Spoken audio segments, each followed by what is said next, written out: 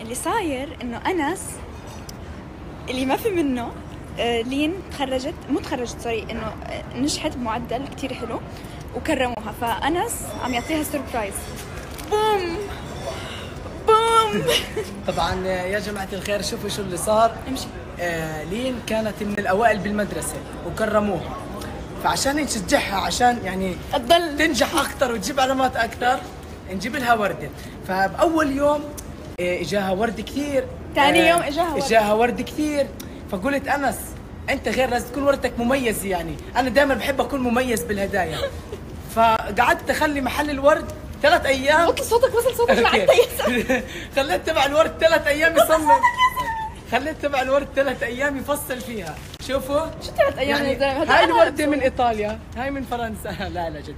أعطوني صوريها، لف الكاميرا. شوفوا ما أحلاها. قيموها جد.